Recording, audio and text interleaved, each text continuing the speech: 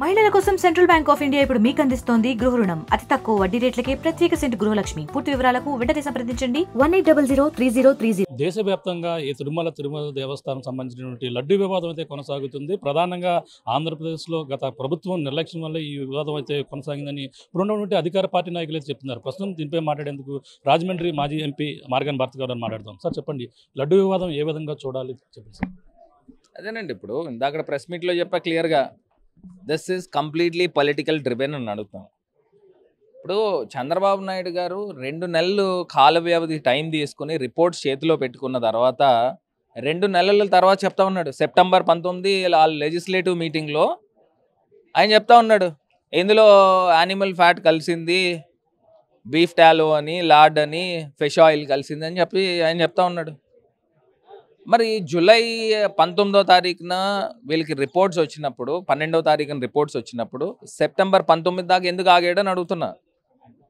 ఇది కాకుండా ఎన్డీడీబీ ఇచ్చిన రిపోర్ట్ని సెకండ్ ఒపీనియన్ తీసుకోవాలి కదా, నేషనల్ ఫుడ్ ల్యాబొరేటరీస్కి పంపించాలి కదా, గజియాబాద్లో ఉంది, అన్నిటికన్నా సర్వశ్రేష్టమైనది, అక్కడ పంపించాలి కదా సెకండ్ రిపోర్ట్కి. ఎందుకు పంపించలేదండి? అసలు ఈయన డైరెక్ట్గా డెలిబరేట్గా ఎట్లా చెప్తాడండి? ఇదే సామలరావు గారు టీటీడీ ఈవో, ఆయన ఇచ్చిన ఫస్ట్ స్టేట్మెంట్ ఏంటంటే, అడల్ట్రేషన్ జరిగింది పలానా so and so AR dairies దగ్గర నుంచి అడల్ట్రేషన్ జరిగింది, అది దాంట్లో వెజిటబుల్ ఆయిల్ కలిసింది అని చెప్పేసి ఆయన ఇచ్చిన స్టేట్మెంట్. 2 నెలలు పోయిన తర్వాత చంద్రబాబు నాయుడు గారు ఇందులో యానిమల్ ఫ్యాట్ కలిసింది అని ఆయన ఇచ్చాడు. దాని తర్వాత రెండో స్టేట్మెంట్ ఈయన ఇచ్చాడు. అంటే ఈయన దగ్గర ఎన్ని రిపోర్ట్లు ఉన్నాయి? ఎన్డీడీబీ దగ్గర నుంచి ఈయన దగ్గర ఒక రిపోర్ట్ కన్నా ఎక్కువ రిపోర్ట్స్ ఉన్నాయా? ఇప్పుడు ఫస్ట్ టీటీడీ కదా పబ్లిక్ డొమైన్లో పెట్టాలి ఈ అడల్ట్రేషన్ రిపోర్ట్ ఏదైతే జరిగిందని అని అంటున్నారో. తెలుగుదేశం ఆఫీస్లోకి ఎట్లా వచ్చింది? ఎవరు సప్లై చేశారు? ఇదే చంద్రబాబు నాయుడు గారు కొడుకు లోకేష్ గారు ఏం చెప్తా ఉన్నాడు? ఆయన నేషనల్ మీడియా క్వశ్చన్ అడిగారు. ఏమని క్వశ్చన్ చేశారు? Why you have taken 2 months of time to exhibit the report అని అడిగితే, ఇట్ టేక్స్ టైమ్ అని అంటున్నాడు. ఏంటి ఇట్ టేక్స్ టైమ్ అంటే ఏంటి? And further is adding that, ఏమని చెప్తున్నాడు, TTD is an independent body, autonomous body, the role of chief minister is only to appoint EO అని అంటున్నాడు. మరి ఈఓని అపాయింట్ చేయడానికే వీళ్ళకి రైట్ ఉన్నప్పుడు ఎట్లాగా తెలుగుదేశం పార్టీ ఆఫీస్లోకి ఈ రిపోర్ట్ వచ్చింది పబ్లిక్ డొమైన్లో పెట్టుకోకుండా? ఈయన బై హ్యాండ్ చంద్రబాబు నాయుడు గారికి ఇచ్చారా, లేకపోతే ఈయన బై హ్యాండ్ తీసుకెళ్ళి తెలుగుదేశం పార్టీ ఆఫీస్కి ఇచ్చాడా? ఎట్లాగ ఇచ్చారు? లేకపోతే ఎన్డీడీబీ వాళ్ళు తెలుగుదేశం పార్టీ ఆఫీస్కి ఇచ్చారా? ఎట్లాగ వచ్చింది బయటికి? ఫస్ట్ వీళ్ళు కదా చెప్పాల్సింది. ఏం శాంటిటీ ఉంది అని అడుగుతున్నా. వీళ్ళ దగ్గర, నా దగ్గర ఉన్న ప్రశ్నలకి, కామన్ పీపుల్ ప్రశ్నలు అండి ఇవి, ఉన్న ప్రశ్నలకు వీళ్ళ దగ్గర సమాధానాలు ఉన్నాయని అడుగుతా ఉన్నా. ఏ రకమైన సమాధానాలు? అసలు ఇప్పుడు ఈయన చంద్రబాబు నాయుడు గారు కేవలం 6 కోట్ల ఆంధ్రులకు మటుకే రిప్రజెంటేటివ్. 150 కోట్ల మంది హిందువులకి ఈయన ఏం సమాధానం చెప్తాడు? అంటే హిందువుల మనోభావాలు కాపాడేందుకే మేము ఈ విధంగా ఇటువంటి బయటకు తీయడం జరిగింది అంటున్నారు. కానీ వైసీపీ రివర్స్ అటాక్ చేస్తుందని చెప్పేసి ఒకటి చెప్తున్నానండి. ఇప్పుడు అది అటానమస్ బాడీ అయినప్పుడు టీటీడీ ఈఓ గారు ఏదైతే అడల్టరేటెడ్ ఘీ వాడలేదు అని ఆయన స్టేట్మెంట్ ఇచ్చిన తర్వాత, అసలు వాడలేనప్పుడు అసలు ఈ క్వశ్చన్ ఎందుకు అరైజ్ అయింది? ఇప్పుడు ఆయన చెప్పాడు 4 ట్యాంకర్లు అడల్టరేటెడ్ అయ్యింది అని చెప్పాడు. మరి ఆయన చెప్పినప్పుడు దాన్ని రిజెక్ట్ చేశాము అని చెప్పారు. చెప్పినప్పుడు ఇంక అసలు ఎక్కడ వచ్చింది ఈ క్వశ్చన్? ఈ క్వశ్చన్కి ఇప్పుడు ఎలాగ మీరు చంద్రబాబు నాయుడు గారు వాడేశారని ఆయన ఎలా చెప్తాడు? ఈయనేమో వాడలేదని చెప్తున్నాడు, ఆయన వాడేశారని చెప్తున్నాడు. అంటే ఈయనకి ఒక క్లారిటీ ఉందా? ఇది పొలిటికల్లీ డ్రివెన్ అనేది మనకు తెలియట్లేదండి. ఇది ఒక పొలిటికల్ ఫౌల్ ప్లే అని తెలియట్లేదా? అంటే ఇప్పుడు ప్రధానంగా రేట్ల వ్యత్యాసంలో సాధారణ నెయ్యి కొంటే కిలో నెయ్యి 1000 రూపాయల పైన ఉంటుంది. కానీ ఇంత తక్కువ ధరకి ఏ విధంగా కొంటున్నారు అనేది గత ప్రభుత్వం చేసిన నిర్లక్ష్యం అని చెప్తున్నారు. ఇప్పుడు నేను ఒకటి చెప్తున్నా, చంద్రబాబు నాయుడు గారు హయాంలో 2079 రూపాయలకి ఎంతకో నెయ్యి కొనేవారండి. సరే, ఒకటి ఏది ఏమైనప్పటికీ ఇప్పుడు ఇదే వీళ్ళకి సంబంధించిన హెరిటేజ్లో అమెజాన్లో నేను నిన్న చూస్తే 579 ఎంత ఉంది కనబడుతూ ఉంది కేజీ నెయ్యి. మరి 1000 రూపాయలు అని చెప్పిన ఇదే చంద్రబాబు నాయుడు గారు మరి 570కి ఎట్లా అమ్ముతున్నాడు అండి? రిటైల్ ఎలా అమ్ముతున్నాడు? అంటే ఈయన కూడా యానిమల్ ఫ్యాట్ కలుపుతున్నాడా అందులో? నాకు తెలియక ఒక కామన్ మ్యాన్గా నా ప్రశ్న. ఇప్పుడు నేను ఒకటి, ఇప్పుడు ఆయన రిటైల్ అమ్ముతున్నాడు, అందులో లాజిస్టిక్స్ ఉంటాయి, అడ్వర్టైజ్మెంట్ ఉంటాయి, ఈ అమెజాన్కి ఇచ్చే కమిషన్ ఉంటుంది, ఇంకా రకరకాలు ప్యాకింగ్ అని ఇవన్నీ ఉంటాయి. కొన్ని లక్షల లీటర్లు నెయ్యి కొంటా ఉన్నప్పుడు హోల్సేల్ ప్రైస్కి వస్తాయి. ఇప్పుడు ఇది కాకుండా 1000 రూపాయలు నెయ్యి ప్రసాదాలకి నైవేద్యాలకి వాడుతున్నారని చెప్తున్నారు. నైవేద్యాలకి నేను ఇందాక కూడా చెప్పాను.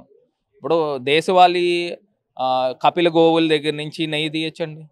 దాని కాస్ట్ 1000 రూపాయలు కాదు, 2000 ఉంటుంది. ఇప్పుడు దానికి సెపరేట్ డిఫరెంట్ మేత పెట్టచ్చు, కాస్ట్లీ మేత పెట్టచ్చు. ఆ మేత పెట్టిన దగ్గర నుంచి వచ్చిన పాలు, ఆ ఆవు దగ్గర నుంచి వచ్చిన పాలు, నెయ్యి కాస్ట్లీ ఉండొచ్చు. ఇప్పుడు ఒక్క అంశము నేను ఒకటి అడల్టరేటెడ్ గురించి చెప్తున్నానండి. ఇప్పుడు ఇవాళ ప్రపంచంలో ఉన్న ప్రాక్టీస్ ఏంటండి, మనకి తెలిసినా తెలియకపోయినా దానికి తీసుకొచ్చి కెమికల్ ఇంజెక్షన్స్ ఇస్తున్నారా లేదా, అక్కడే అడల్టరేటెడ్ అయిపోయినట్టే. ఇవాళ చంద్రబాబు నాయుడు గారు ఇంత దారుణమైన అభాండం వేయడం అనేది ఎంతవరకు శ్రేయస్కరం కాదు, అది హెల్దీ వాతావరణం కాదు. అంటే ప్రధానంగా చూసుకుని మన తూర్పుగోదావరి జిల్లాలో ఉన్నటువంటి అన్నవరం సత్యనారాయణ స్వామి గుడిలో కూడా ప్రధానంగా చూసుకుంటే ప్రసాదం కూడా ఎంతో ఫేమస్. అందులో నెయ్యి కూడా ప్రధానంగా చూసుకుంటే కిలో నెయ్యి 540 రూపాయలు కొంటున్నారు. అదే కిలో నెయ్యి అదే రైతు డైరీ సంబంధించిన వారు సింహాచలం వైజాగ్ సంబంధించిన వాళ్ళు కూడా 344కి సప్లై చేస్తున్నారు. దీంట్లో వ్యత్యాసాన్ని రేట్ల వ్యత్యాసాన్ని ఎలా చూడాలంటే, ఇప్పుడు ఒకటి మా లక్ష్మణరావు గారే ఇక్కడ అన్నవరం దేవస్థానానికి ఇక్కడ నాతో పాటు ఉంటాడు. ఆయన ఒక బోర్డు మెంబర్. ఆయన గొడవ చేశాడు. వాళ్ళ బోర్డు వచ్చిన తర్వాత ఆయన పెట్టాడు నెయ్యి క్వాలిటీ నెయ్యి వాడాలి అని చెప్పేసి ఆయన గొడవ చేసి మార్చున్నారు. ఇప్పుడు దేనికి దానికి సెపరేట్ బాడీస్ అండి. అదే ఒక బాడీస్, ఇండిపెండెంట్ బాడీస్, దానికి బోర్డ్స్ ఉన్నాయి. ఆ బోర్డ్స్లో నిర్ణయాలు తీసుకుంటున్నారు. కానీ ఏదేమైనప్పటికీ అడల్టరేటెడ్ అనేది ఎట్టి పరిస్థితుల్లో ఒప్పుకునే ప్రసక్తి లేదు. ఇప్పుడు తిరుమల తిరుపతి దేవస్థానానికి సంబంధించి ఖచ్చితంగా దానికి సంబంధించి 3 లేయర్స్ ఆఫ్ టెస్టింగ్లు ఉన్నాయి. ఆ 3 లేయర్స్ ఆఫ్ టెస్టింగ్లు ఉన్నప్పుడు ఖచ్చితంగా ఆ 3 లేయర్స్లో రిజెక్ట్ అయితే దాన్ని వెనక్కి పంపించేస్తారు. ఆ ట్యాంకర్ని ఏమి లోపలికి పంపించరు. మరి ఆ 3 లేయర్స్ టెస్టింగ్ జరిగిన తర్వాత కూడా ఆ ట్యాంకర్లు నెయ్యి వాడారు అని చెప్పేసి ఈ రకమైన అభియోగం చేయడం అనేది, వాళ్ళేం దాన్ని వాడారు అని చెప్పడం అనేది ఇంకా అసలు ఎంతకన్నా అట్టర్ ఫుల్లిష్ ఉండదు. అంటే పవన్ కళ్యాణ్ ప్రాయశ్చిత్త దీక్ష పెడుతున్నారు పరిస్థితి ఉంది. మొత్తం జిల్లా అంతా మొత్తం రాష్ట్ర వ్యాప్తం కూడా చేస్తున్న పరిస్థితి, దాన్ని ఎలా చూడాలి? నేను అంటున్నాను, ఒక కమ్యూనల్ హార్మోనీని పెంపొందించడానికి చేస్తున్నారా, లేకపోతే కమ్యూనల్ వైలెన్స్ని క్రియేట్ చేయడానికి చేస్తున్నారా, ఒకసారి ఆలోచన చేయాలి.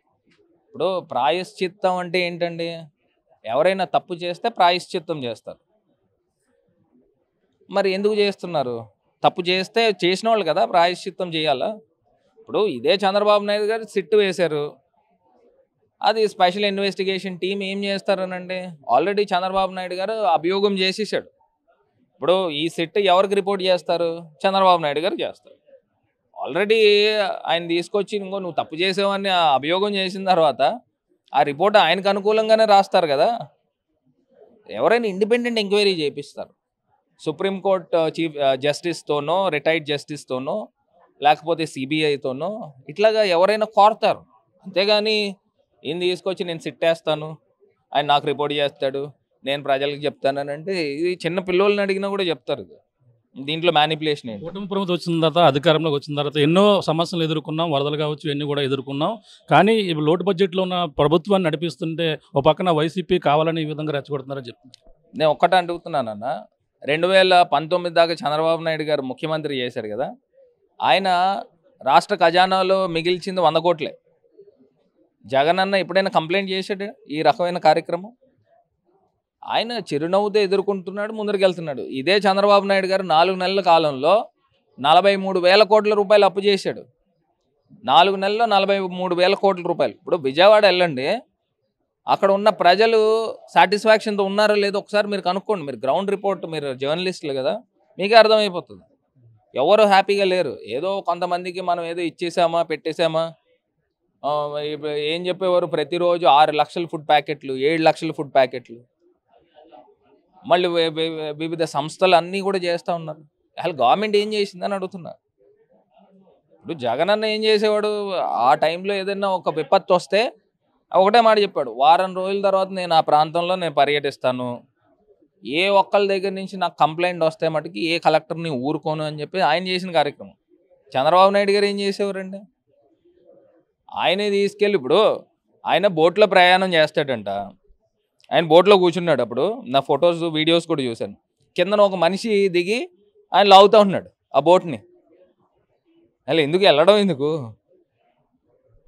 Thank you sir. చూస్తున్నా ఇది పరిస్థితి. ఏదైతే కూటమి ప్రభుత్వం 100 రోజులు వచ్చిన తర్వాత 100 రోజుల పాలనపై సరైన సూపర్ సిక్స్ అమలు చేయలేకపోయి డైవర్టింగ్ పాలిటిక్స్ చేస్తున్నారని ప్రధానంగా ఏదైతే ఉందో ఇప్పుడు లడ్డు వివాదం కావాలనే ఉద్దేశపూర్వకంగా ఈ విధంగా హిందువుల మనోభావాలు రెచ్చగొట్టే ధోరణిలో కూటమి ప్రభుత్వం వ్యవహరిస్తుందని, అలాగే ఏదైతే గత పవన్ కళ్యాణ్ ఉన్నారో గత ఏదైతే ఇటువంటి చేస్తున్నటువంటి దీక్షలన్నీ కూడా సరైనవి కాదు, ఏదైతే దీనిపై పూర్తి విచారణ అనేది చేపట్టి ఏదైతే కూటమి ప్రభుత్వంపై సరైన బాధ్యులు ఎవరిపై దానిపై చర్యలు తీసుకోవాలని చెప్తున్న పరిస్థితి అయితే ప్రధానంగా ఉందని చెప్పాలి. ఇది కూడా తాజా పరిస్థితి.